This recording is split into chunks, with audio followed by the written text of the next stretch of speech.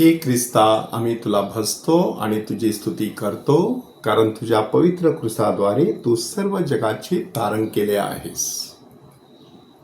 काल आपण पश्चाताप ह्या विषयावरती चिंतन केलं.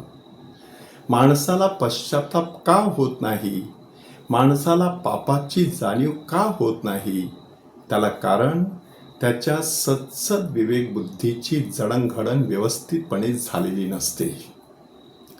मॉरल थिओलॉजी किंवा नीतिशास्त्र आपल्याला शिकवतं की सत्सद विवेक बुद्धी म्हणजे नक्की काय. सत्सद विवेक बुद्धी म्हणजे बरे वाईट जाणून घेण्याची विवेक बुद्धी. योग्य काय, अयोग्य काय, पाप काय, पुण्य काय, हे आपल्याला सत्सद विवेक बुद्धी सांगत असते. सत्सद विवेक बुद्धी हा जणू काही आपला आतला आवाज असतो. आपल्या आत्म्याच्या अंतर्यामी असलेली परमेश्वराने सजवलेली ती वेदी असते. तिथून परमेश्वराचा आवाज आपल्याला ऐकू येत असतो. ती सत्सद विवेक बुद्धी आपल्याला परमेश्वराचे मार्ग स्पष्टपणे दाखवत असते. मात्र ह्या सत्सद विवेक बुद्धीची पुरेशी जडणघडण करायची असते. त्यासाठी सत्सद विवेक बुद्धीचे एकूण 5 प्रकार ठाऊक असणं गरजेचं आहे.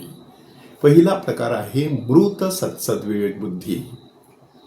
आणि बिशप फुलटन चीन सांगतात, ही सत्सद विवेक बुद्धी परमेश्वराने आपल्यामध्ये घातलेली असताना ती मृत कशी होते, की माणसाला एकदा पापाची सवय लागली की त्याला काही वाटेनासं होतं.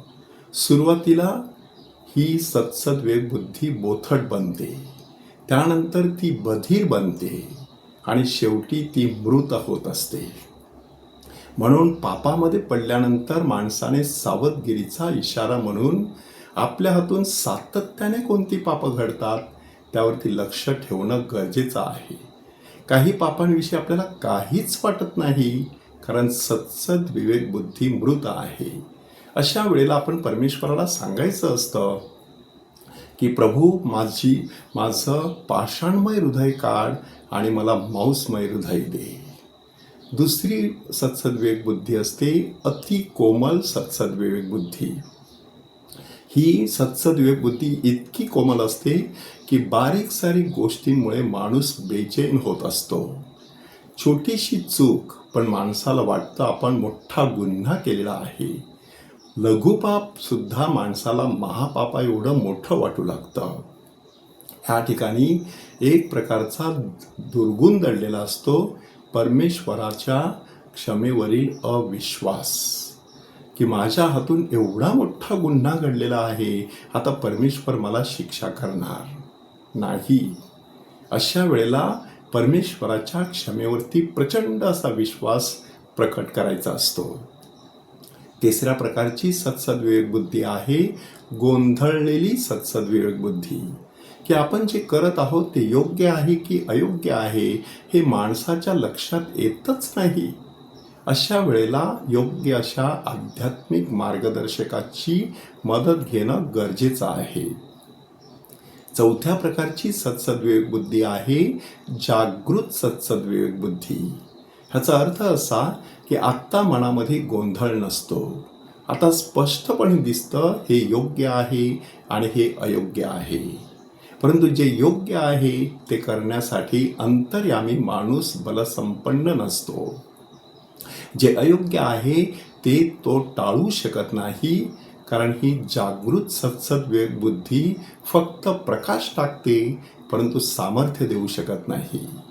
आणि शेवटी परिपक्व सत्सद विवेक बुद्धी. ह्याचा अर्थ असा की माणसाच्या लक्षात येतं हे चुकीचं आहे आणि माणूस ते सोडून देतो. माणसाला कळत असतं हे योग्य आहे आणि ते माणूस करू लागतो. अशा सत्सद विवेक बुद्धीची जडणघडण कशी करायची?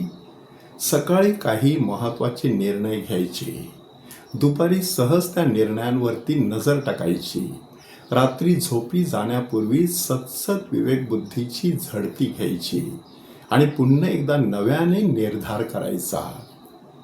असं सातत्याने आपण करत राहिलो तर आपली सत्सद विवेक बुद्धी परिपक्व झाल्याशिवाय राहणार नाही आणि त्याद्वारे नवजीवनाची वाट चोखाळण्यास परमेश्वर आपल्याला प्रकाश आणि सामर्थ्य, मार्गदर्शन आणि सहाय्य दोन्ही पुरवू शकतो. आपल्या सत्सद विवेकबुद्धीची जडणघडण करण्याची कृपा परमेश्वराकडे मागूया. हे प्रभो आम्हावर दया कर, हे प्रभो आम्हावर दया कर.